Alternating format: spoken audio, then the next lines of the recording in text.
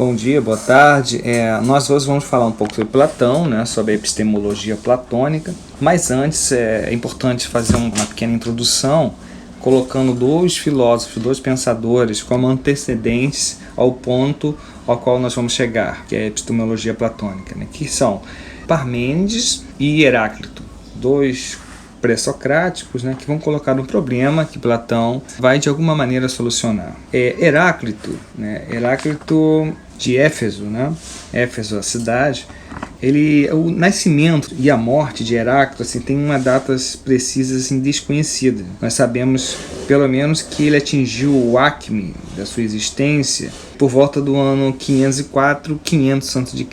A acme aqui é vigor, né, a sua maturidade, o momento mais forte da sua vida no sentido de maturidade. Bom, esse pensador ele é conhecido como pensador do movimento, da mobilidade, do devir, do vir a ser, do movimento em todas as suas formas, sobretudo metafísico. Um pensamento bem conhecido também do Heráclito é aquele que diz mais ou menos o seguinte, que nenhum homem pode entrar duas vezes no mesmo rio, porque na segunda vez nem o homem nem o rio serão o mesmo. Bom, como entender isso? Ele está usando essa imagem aqui no sentido de demonstrar, tornar palpável ao seu ouvinte a ideia própria desse movimento radical que ele quer ilustrar. O homem, ao voltar no rio, percebe-se que o rio não é mais o mesmo, porque o rio é movimento, é o curso das águas naquele fluxo. Então, as águas são outras. O rio não é propriamente o mesmo rio.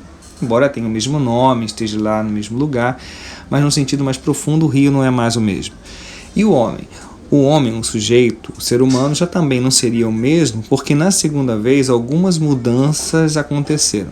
Talvez, se a gente pensar em nível físico mesmo, no momento em que você entra no rio, você sai do rio, quando você volta, já não é, no sentido mais profundo aqui, possível, né, da coisa, já não é mais o mesmo homem, porque mudanças mesmo no próprio corpo já aconteceram. Então já não é idêntico no sentido absoluto. Pensem na unha, ou num fio de cabelo, ou no nascimento e morte das células. É constante. Então, quando ele volta no rio, por menor que seja a mudança, alguma mudança aconteceu. Então, identicamente, já não é mais o mesmo. De alguma maneira, o que Heráclito está tentando fazer é responder a pergunta: qual a essência última da realidade? Existir, para Heráclito, então, é existir onde as coisas não se repetem.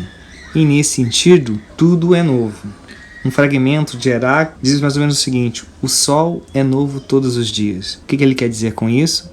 Que já não é mais aquele sol, exatamente como o homem já não é mais aquele homem, como o rio já não é mais aquele rio. Mudanças aconteceram. E se mudanças aconteceram, por menor que seja, já não é mais idêntico em sentido absoluto. Então o ser para Heráclito não há, ou melhor dizendo, não tem um ser no sentido de permanência, de identidade absoluta. Era um vir a ser. Existir, portanto, é existir nesse movimento, onde estamos mudando continuadamente, mudanças vão se acrescentando a outras mudanças, portanto, toda a experiência, por mais que a gente tente repeti-la, é sempre a primeira vez, é sempre nova. Outra imagem associada à filosofia de Heráclito é o fogo.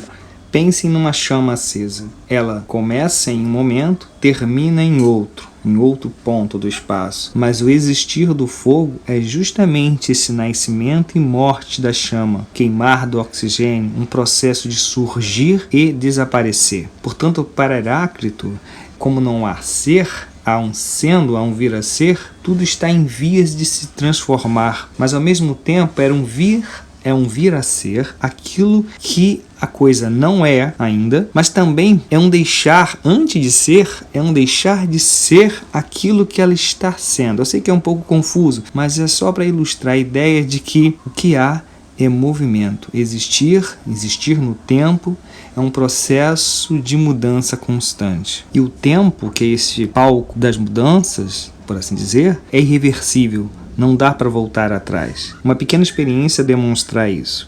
Basta vocês fecharem os olhos e, de alguma maneira, tentar perceber o tempo passar, as ideias, o fluxo das ideias. Não dá para voltar atrás. Tentar repensar uma ideia é sempre novo, é sempre diferente de pensá-la pela primeira vez. No segundo momento, lembranças, acontecimentos se acrescentam, então faz com que essa ideia pensada numa segunda vez encontre um novo ambiente. Portanto, a vida da consciência também ilustra essa ideia de um fluxo constante e irreversível. Bom, e o outro pensador, Parmênides de Eleia. Este filósofo ele vai dizer justamente o oposto de Heráclito. Para Parmênides, o vir a ser, a mudança, o movimento, tudo isso é aparência, tudo isso é ilusão, porque o que existe, de fato, o que existe é o ser. O movimento, a mudança, para Parmênides, é uma ilusão, e também uma ilusão dos sentidos, né? Os sentidos nos enganam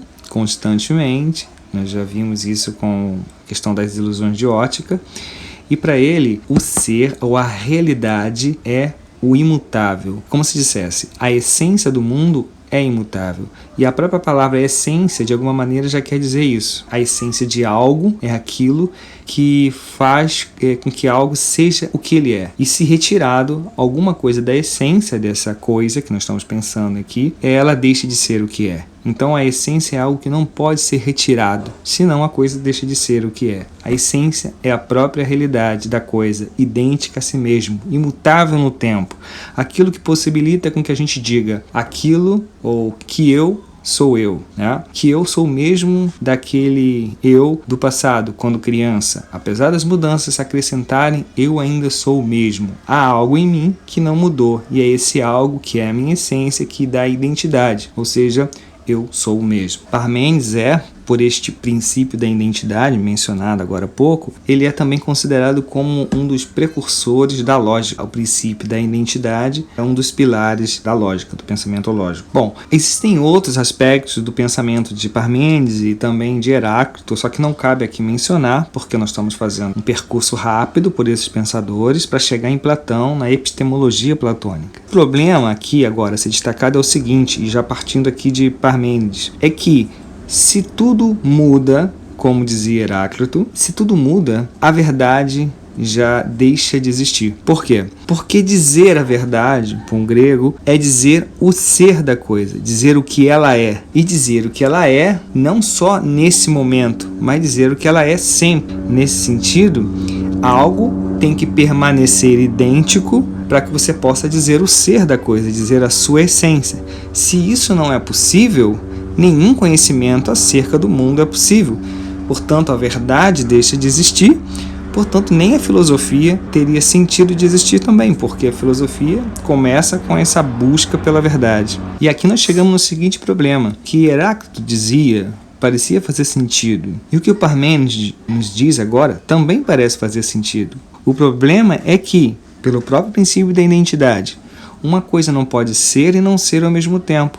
Os dois estão respondendo a mesma pergunta de formas opostas, mas se um está certo, o outro tem que estar errado, já que estão respondendo a mesma pergunta de modos contrários. E é nessa situação que se fica. E aí que o Platão ele vai usar uma estratégia aqui, vamos dizer assim, chamar de estratégia, que conseguirá manter aquilo que o Heráclito tem de verdadeiro e aquilo que o Parmênides tem de verdadeiro. Enquanto que antes de Platão, a gente pode dizer assim, essas respostas elas estão entrando em choque, Platão vai dividir o mundo em dois. E aí a gente pode dizer de uma forma rápida que aquilo que o Heráclito dizia diz respeito ao mundo sensível. E aquilo que Parmênides dizia diz respeito ao mundo inteligível.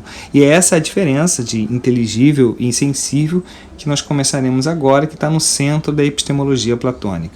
Primeiro, esclarecendo que a palavra epistemologia aqui ela tem um sentido de teoria do conhecimento, ou uma reflexão sobre a possibilidade do conhecimento. Mas para ver isso um pouco mais em detalhes, vamos deixar Platão para um áudio específico para ele. Até a próxima.